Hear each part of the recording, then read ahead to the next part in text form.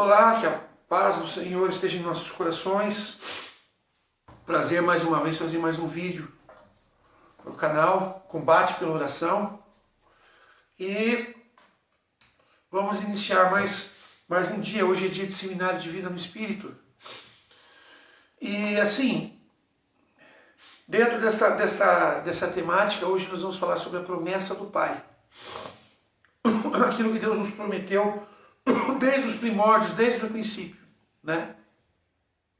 Mas antes eu peço para você, curta, comenta, compartilha, siga o canal e assista até o final.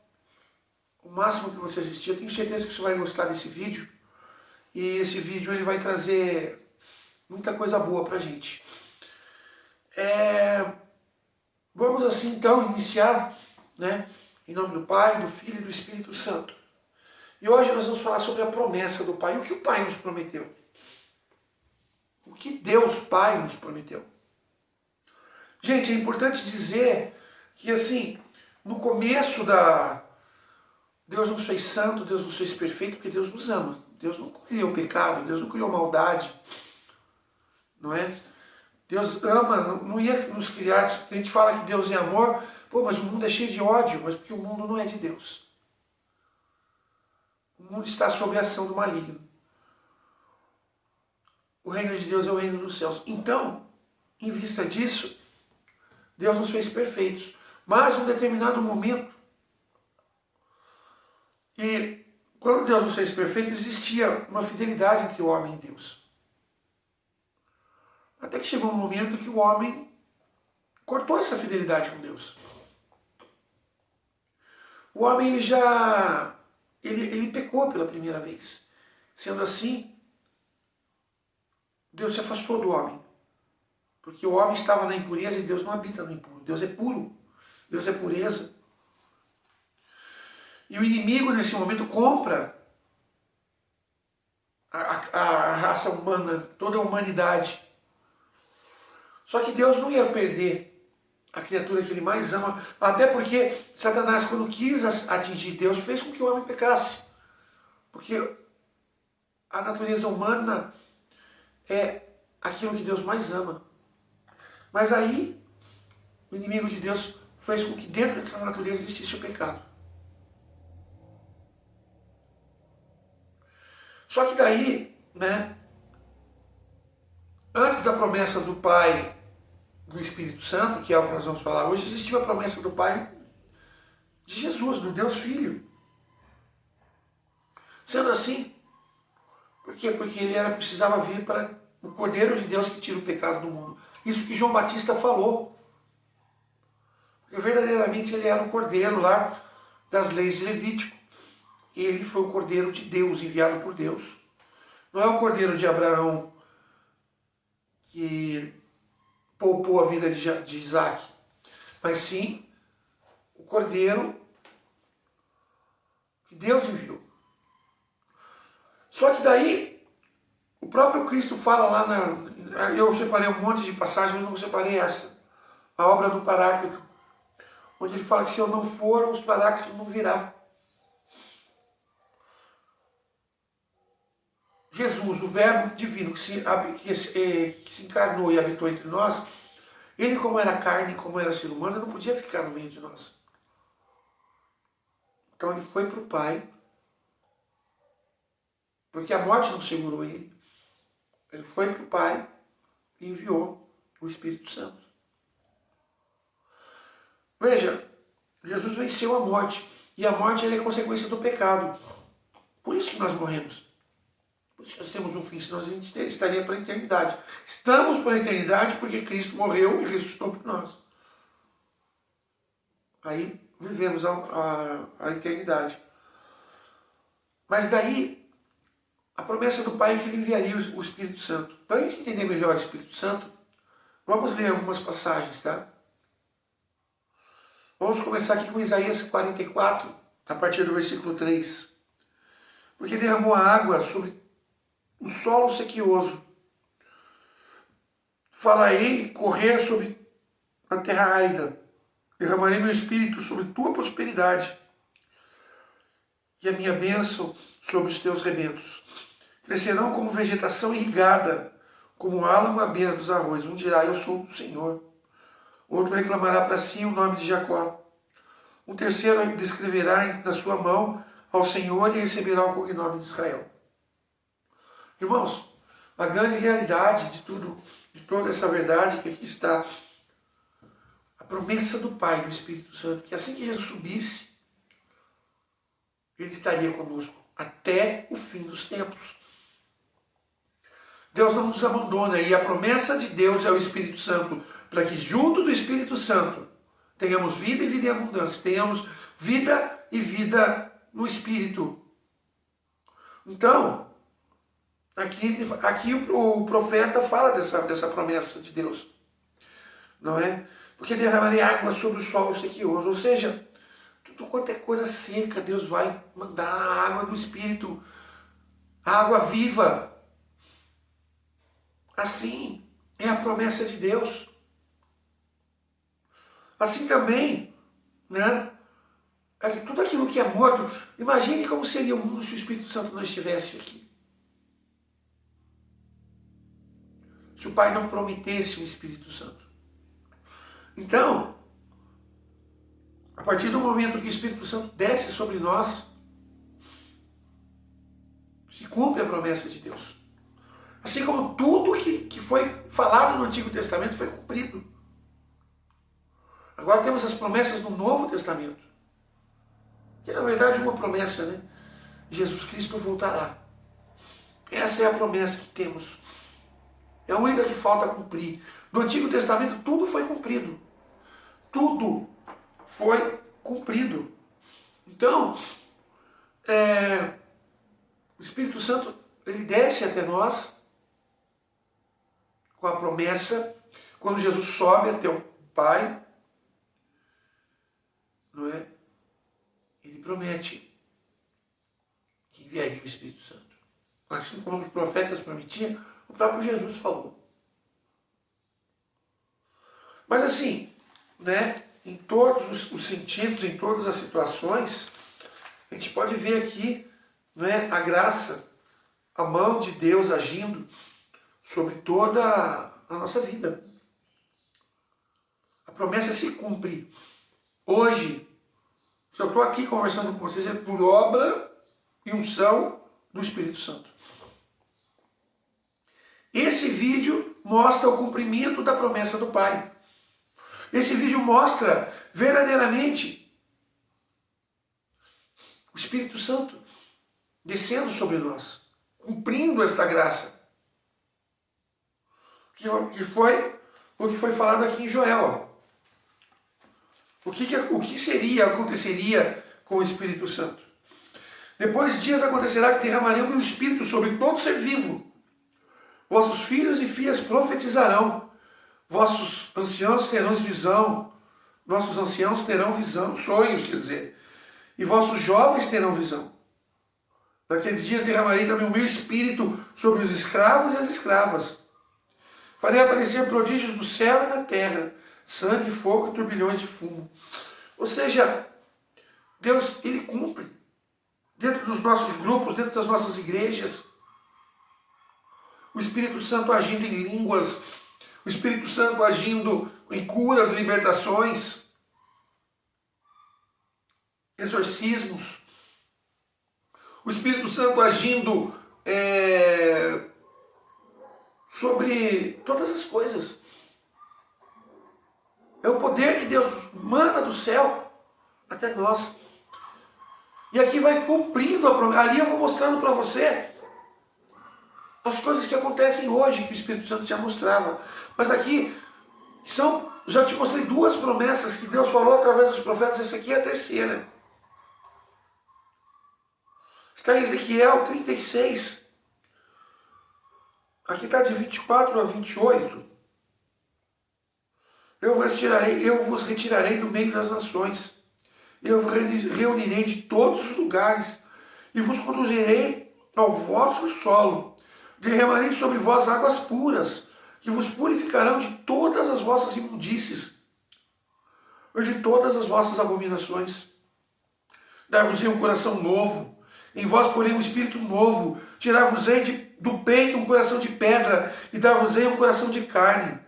Dentro de vós meterei o meu espírito, fazendo com que obedeçais as minhas leis, e sigais e observeis os meus preceitos. Habitarei na terra de que fiz presente os vossos pais, e sereis o meu povo, e eu serei o vosso Deus.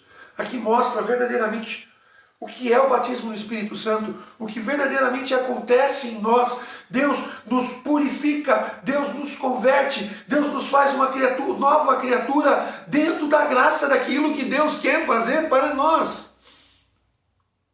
Deus nos dá uma nova vida. Veja, purificarei das vossas imundícies. Tirarei de vós um coração de pedra, ou seja, um coração frio, e te darei um coração de carne, um coração amoroso. Essa é a grande verdade, a grande promessa daquilo que está acontecendo em nós. É a promessa do Pai se cumprindo hoje em dia no nosso meio. A gente viu lá, Isaías, derramarei água sobre o solo sequioso. Os corações secos, cansados, Deus vai umidificar, Deus vai hidratar. Lá em Joel ele mostra os dons, os carismas acontecendo. Eis que enviarei meu Espírito, os nossos filhos terão visões, os jovens terão visões, os anciões terão sonhos, nossos filhos profetizarão. Tudo isso acontece dentro das nossas igrejas. E aqui Ezequiel mostra a grande verdade do que é o batismo do Espírito Santo. A santidade, a mudança de vida, a metanoia, a conversão. Uma verdadeira metanoia, uma verdadeira transformação. E o que é tudo isso? Se você vê conversão no trânsito, você pega aquela placa que é uma setinha que vai andando assim, daqui a pouco ela vira e volta. Isso verdadeiramente é conversão, é mudança de direção, é mudança de vida, é mudança de pensamento, é mudança de tudo.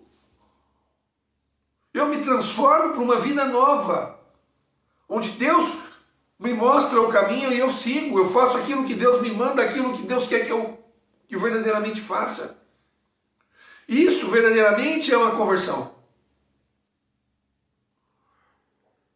Assim, nós podemos olhar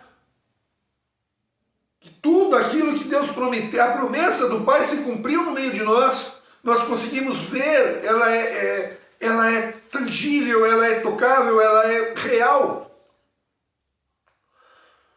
E por fim, já no Novo Testamento, tá? Próximo da promessa se cumprir. A promessa se cumpre no capítulo 2, aqui no capítulo 1. Assim, Jesus, na sua ressurreição e se aparecendo novamente às pessoas, ele diz aqui em Atos dos Apóstolos, capítulo 1, versículo 8: mas descerá sobre vós o Espírito Santo e vos dará força, e sereis minhas testemunhas em Jerusalém, em toda a Judéia, na Samaria e até os confins do mundo. Ou seja, a partir do momento que o Espírito Santo desce sobre nós, nós somos testemunhas, ou seja, nós temos a obrigação de sermos evangelizadores, de levarmos esse Espírito Santo à frente. Eu sempre digo uma coisa interessante: nós somos os apóstolos, nós somos até mais que os apóstolos, pelo Espírito Santo. Porque os apóstolos foram testemunhas oculares, eles viram os prodígios, os milagres acontecerem. Nós somos testemunhas pela fé. Porque a gente não viu nada, mas a gente crê. A gente vê assim o que acontece nos nossos grupos de oração. O poder do Espírito Santo agindo sobre as pessoas. Mas a grande verdade de tudo é que toda a promessa se cumpre. Agora, estamos pregando sobre a promessa do Pai, tudo bem. Tudo que foi falado aqui foi cumprido em Isaías 44, em Ezequiel 36, em Joel 3, em Atos dos Apóstolos 1, versículo 8, em Isaías 44, 3. Ezequiel 36, de 24 a 28. Joel 3, versículo 1. E aqui Atos dos Apóstolos, capítulo 1, versículo 8. E já no capítulo 2 se cumpre. O Espírito desce sobre os apóstolos. E ali no cenáculo acontece o cumprimento da promessa do Pai. Mas tudo bem, aqui eu já falei que tudo aconteceu, tudo, mas e daí? Para que serve tudo isso? Primeiro, para nos purificar, para nos santificar, para nos preparar para o céu.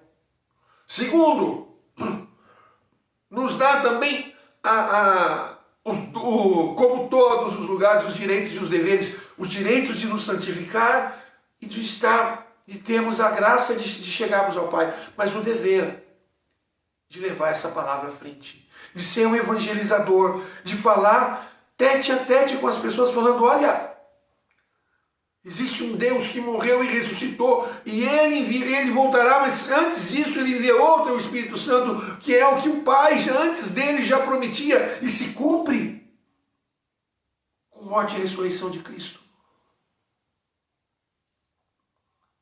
Essa é a nossa obrigação, esse é o nosso dever, melhor dizendo, porque obrigação parece uma coisa que não vem do dentro do coração, não, mas o dever, sim. O dever, a diferença de obrigação e dever, essa é a diferença, né? Talvez a obrigação é algo que a gente faz sem que a gente não gosta, mas faz. Mas não é uma obrigação, é um dever. O dever é algo que a gente tem a responsabilidade de fazer e a gente faz com amor e com carinho. Então, eu não encaro como uma obrigação, mas como um dever. Porque a partir do momento que o Espírito Santo me revela, e eu enxergo o como Deus é bondoso e benevolente para comigo, e aí eu tenho a obrigação? Não, eu tenho o dever de agradecê-lo. Eu tenho o dever de, assim como Deus me ama, também mostrar que eu também amo. Não nas devidas proporções, porque o amor de Deus, ele é gigante até mesmo perto da nossa criação, perto daquilo que somos.